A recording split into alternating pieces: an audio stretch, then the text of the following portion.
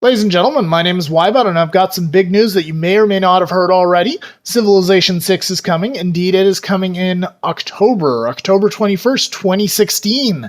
That's pretty exciting. It's going to be retailing for, I believe what it says here is $60 American, $50 in British pounds, and then 60 euros. According to Steam right now, it's going to retail for $80 Canadian, however, because our dollar's kind of shit versus the American dollar, and they're using the exchange rate. So that sucks. But yeah, 60 American, 50 British pounds, 60 euros. And it has some information here on the press release. I found a really good article over on IGN there, which is actually an interview with one of the developers. I'll link to it in the description below this video, because it is actually providing some insight into what's really going on here, because we don't have a lot of information at the moment. Information is still just coming out, so this video is going to basically be kind of a cobbling together of what I've found out so far, and also some speculation, some punditry on it, my opinions on what's probably going to happen, and we'll see. My opinions are hopefully relevant. I play a lot of Immortal games on Civilization 5 in its current form with the Brave New World expansion, and I play on Apollo difficulty, the highest difficulty in Beyond Earth Rising Tide, and I do Let's Plays for both of them on my channel, so if you're interested in either, feel free to check them out, but we're not here to talk about those today. We're here to talk about Civ 6. So, its key features, and we're going to take a look at these things on the press release, and then we're going to expand upon them. So, first off, expansive empires. See the marvels of your empire expand across the map like never before. Each city spans multiple tiles, in fact, so you can customize the building of your city to take full advantage of the local terrain. Now, let's get into this a little bit more. Here we've got one of the screenshots of a city, presumably a Japanese city like Kyoto or Tokyo or whatever.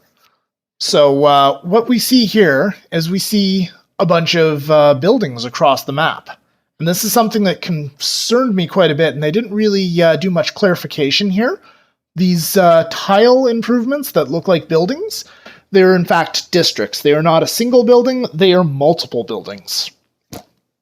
And the science districts, which are color-coded to have blue roofs, which you can see over there in the mountains, they get bonuses for being adjacent to either mountains or jungle. This is something I learned on the IGN article. And the pink district there, pink or purple roofs, where you see the amphitheater and some other stuff, which this actually looks like a museum now that I look at it here. It appears to be a culture district, so that's something different. And these are going to house multiple buildings, if I haven't made that clear already. Possibly this other district, just to the right of the culture district, could be an industrial district, because it's got like a lumber mill. It looks like it's got a little bit of a windmill here too, but that could also just be a lumber mill that uses wind for power. And then up in the corner there, down by the river, we see an encampment. That is a military district, and those will actually be able to assist you in your warfare with other civilizations, so that's pretty cool. We still, of course, have farms, and we still have, like, mines and stuff like that. And then we have lighthouses over on the ocean, and we have harbors on the ocean as well. So apparently those multiple buildings can be in there. Harbors also, according to the screenshots, and now this game's probably still in alpha, quite frankly, so this may not be the way it is on launch. Things may change visually, things may change mechanically. But at the moment, in another one of the screenshots, you can see a harbor that is off in the distance, that is not directly connected to the city itself. So this is appears to be something new and different, and this is speculation. This is pure speculation, folks, but it does appear that you will be able to build a naval units while your city itself, your city proper, is not directly next to the coast. So that looks like something that's very interesting. I'm curious to see how that's going to work. I'm also curious to see how, like, city combat is going to work at all as well. In this particular screenshot, you can see yellow-roofed buildings, which appear to be some sort of marketplace district. This gold or bronze-roofed building over here, I believe that is a religious district of some sort. And then once again, we've got the science district over here in the corner, right next to the mountain, which will give it a boost. And we got some mines over here, and we've got some farms to the south. Next on the list, they have a subject of active research, which according to the article that I was reading there, it appears that you can push things along faster. For example, if you want military technologies faster, then attacking barbarian encampments, driving them back, will help you advance your military. I'm very curious to see if this will work against other civilizations, because that could be a huge boon to warmongers in this upcoming game. Alternatively, if you want to push your navy out, get a really strong advanced navy, then you could pursue building naval structures and building naval units, building workboats. Those will help get naval technologies to go along faster. And also if you want to get, like, say, the masonry technology they use as a specific example, you start building quarries, start improving the area. Presumably mines, too, as well will help with that. And that will help speed along that particular tech. So kind of a themed way of being able to push things a little bit further. I think there's also some sort of help with exploration as well. So that all sounds very interesting. Next up on the list, we have Dynamic Diplomacy, which that reminds me of a recent game that they came out with. It's called Civilization Beyond Earth, Rising Tide. In that particular game, we actually had an enhanced diplomacy system, and I suspect they're actually going to be lifting it either in part or in whole from that particular game. So what that system consisted of is the AI had their regular trait, and then they were able to select some other traits throughout the game, and that would provide some bonuses. These traits were randomized, like basically the AI chose their own traits. You also could choose traits of your own, and that would help you in various ways, like either you would get a global boost to research, a global boost to production, and so on and so forth. There was 4 categories that you could choose from, and there were 3 levels per category. I don't think this is going to be the same thing whatsoever in this particular game. I think it's going to be considerably different. What I think they're going to do, however, is I think they're going to keep the modifiers from this system. So they've said in the interview that in this article so far that they are going to go ahead and give the AI their traditional traits. So, for example, the Egyptians are probably going to be wonder whores, and Alexander may push for city-state alliances, I guess, like he did in the other game. Maybe he'll be a warmongering dick the way he is in this game. But things are going to be a little bit more clear. There's going to be an entire screen that's actually decent, that's dedicated to diplomacy. So it sounds similar to the Rising Tide one, where you can see every civilization and you can see their your scores with them in terms of how much they respect you and how much they fear your military power, which would be quite handy. And this will be unlocked over time as you advance technologies. So in the beginning, contact will be relatively limited, war will be common, as they say, and hopefully things will progress further as you move on further. So that sounds quite interesting. Now and the AI also will have a secret trait, they said, that you will unlock, or you will figure out, rather, you'll discover this as we go through the game. As we trade with them and negotiate with them, we'll see what their secret objective is, what they want. So basically, it sounds like they're making the AI smarter and better, more realistic, which is good, but it could also be bad because this kind of backfired in Rising Tide, because the AI, you can actually get really, really strong positive modifiers with them that offset, well, actually, that game has like virtually no warmonger penalties whatsoever in its most recent form, and that could actually be a problem. There's warmongering is extremely easy in that game because of the way that the AI reacts to you or does not react to you when it comes to diplomacy. You can have a lot of stuff that you can produce a lot of production. You can have really, really good spy networks, and that'll just bump up the AI's love of you. Just like in Civilization 5, they automatically hate you at the beginning and they're trying to kill you, but once you defeat them in the first war, then things start to turn around a little bit. So, yeah. I'm concerned that some of those problems with the AI being a little bit too easy to beat in Rising Tide may kind of taper on over to Civilization 6, but I do believe that they'll actually care about Civilization 6 since it is going to be their flagship product and they'll actually patch it if that becomes an issue.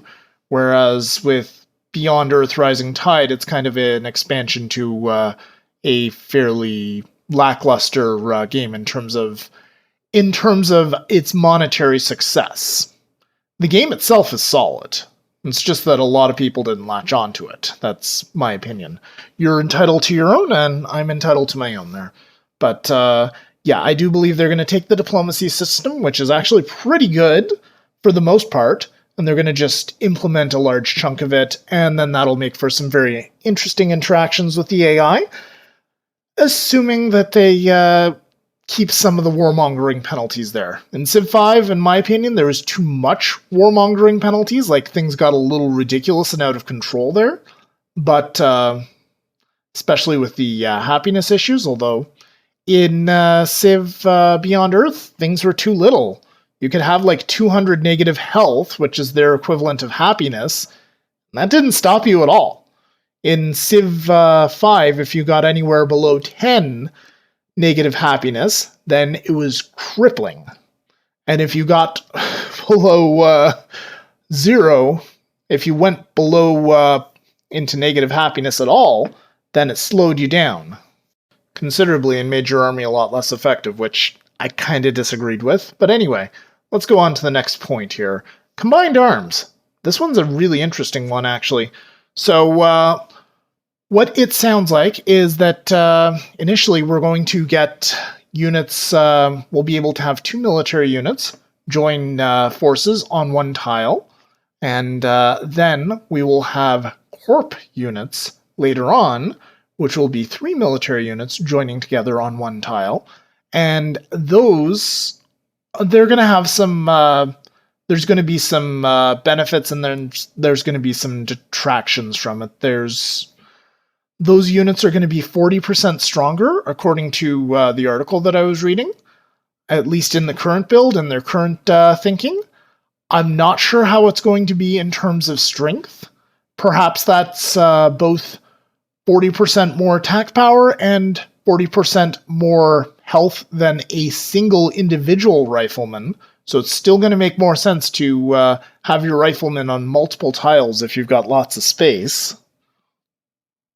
But they would be more survivable in a single attack. So if that's the case for just 2 riflemen, then that's a really good setup. Then you should definitely look to get your units set up in corps.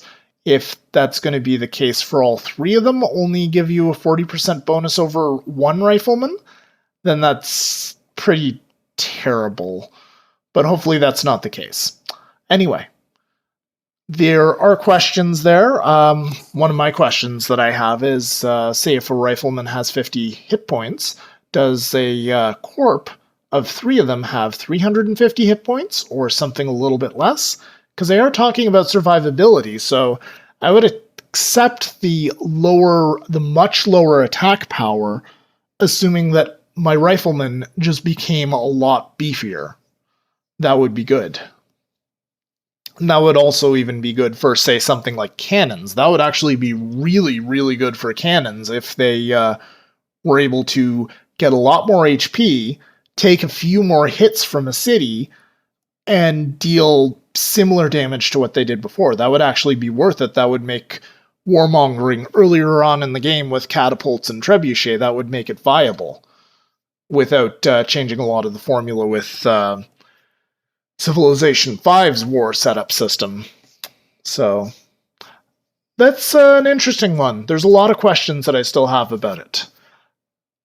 And next up, we have the enhanced multiplayer, which honestly I can't speak to much of this, unfortunately.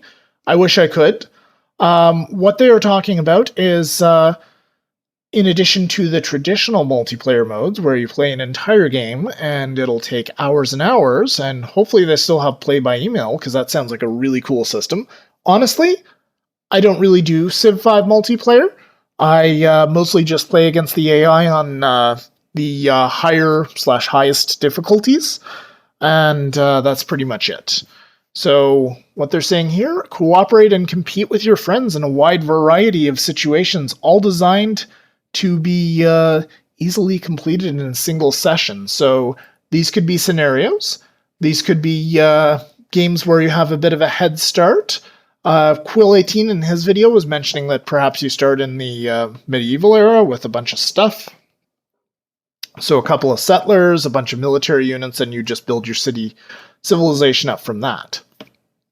So if they could get something like that and make it compelling and interesting, that would be really good. Unfortunately, I do not have that much to say on it. And finally, they say a civilization for all players. Civilization 6 will provide veteran players with new ways to build and tune their civilizations. Of course it will. And yeah, basically you'll be able to min-max it for the greatest chance of success. New tutorial systems will introduce new players to underlying concepts of civilization so they can get an easy start on the path to victory. Maybe the tutorials would be a little bit better. It would be nice if they showed new players how to kind of min-max things a little bit more. That would be really helpful because I had to do some serious researching online. Before that, I was playing on Prince difficulty before I really started figuring stuff out. Started going to the Civ Fanatics forums, looking at Carl's guides, looking at Zigzag's guides over on Steam, and also following Quill18 and Marbrazier's Let's Plays to find out every last little bit of information I could to improve my game. So that would be good. Undoubtedly, these things are still going to be good resources, and I'm definitely going to keep on doing Let's Plays myself when this comes out, and hoping to maybe start off on the equivalent of Emperor difficulty and move up from there, depending on how challenging the game is.